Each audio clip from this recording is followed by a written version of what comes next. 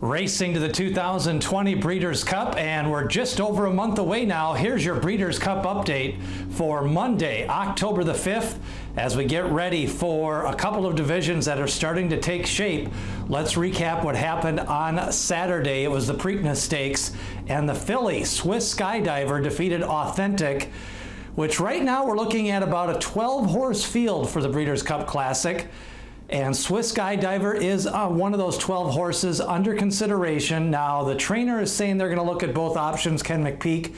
Meanwhile, the owner is saying, let's go to the Distaff and run at 9 furlongs against the fillies and mares and take on older horses. So we'll see what shakes out there in the next couple. But Swiss Skydiver was impressive in that victory, and it does give her the option to run in the Breeders' Cup Classic. Of course, a much bigger purse.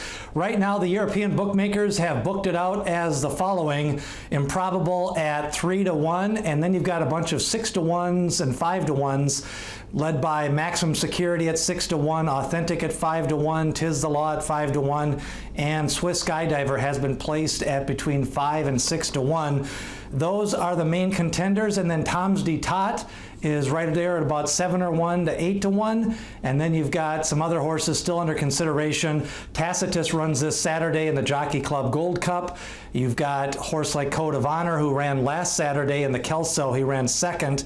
He could take a look at that dirt mile or also make a reappearance in that Breeders' Cup Classic. Of course, last year he won the Jockey Club Gold Cup and then disappointed in the Breeders' Cup Classic. So the Classic field looking like 10 or 11 horses, and still waiting a final word on Swiss Skydiver. That probably will not come out until we get closer to the race.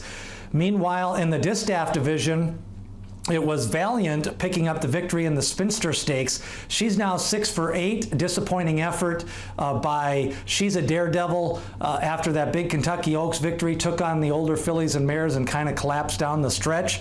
A Grade 1 winner for Tappet. Meanwhile, in the Beldame Stakes, it was Dunbar Road disappointing, and Latruska, and Horologist, who's kind of proven in the past that she's not at this level, Grade 1 level, especially outside the state of New Jersey. She right now is probably not going to be looking at the Breeders' Cup Distaff. Maybe if Monomoy Girl elects or gets not pointed for that race, it could maybe bring Horologist back into that scene. But that Distaff looking like Monomoy Girl as the top contender, especially with the retirement of Midnight Basu last week after the injury. So you've got Monomoy Girl, then the 3-year-old fillies in She's a Daredevil, and possibly Swiss Skydiver. And then for the older horses, you've got Vexatious, and then from out west, you've got a couple of horses that just ran 1-2 out west at Old Del Mar. So it'll be interesting to see how that shakes out.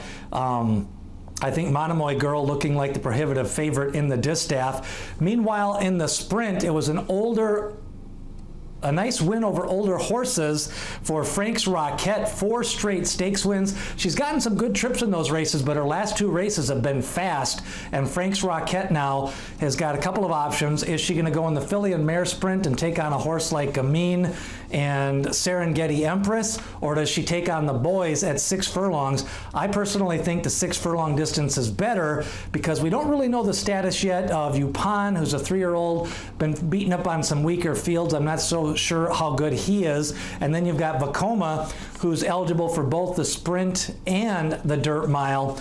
He's coming off a long layoff. He missed the De Francis Memorial race. He missed the race last week at Belmont with Volatile retired. That sprint division is wide open. You've got CZ Rocket winning out on the West Coast. He's on a little bit of a win streak. He is definitely pointing for the sprint.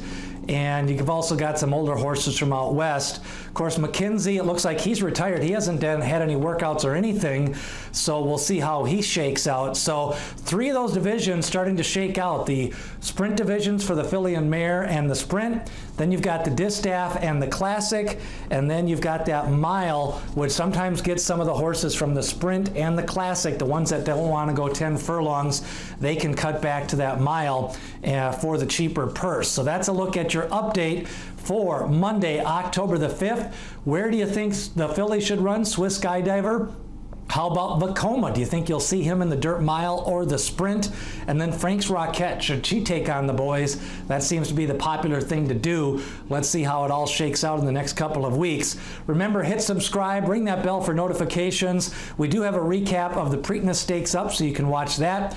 Tomorrow we'll take a look at those juvenile divisions with all of the stakes action happening over the weekend on the turf and the dirt. Remember, hit subscribe, ring that bell as we lead you up to the 2020 Breeders' Cup.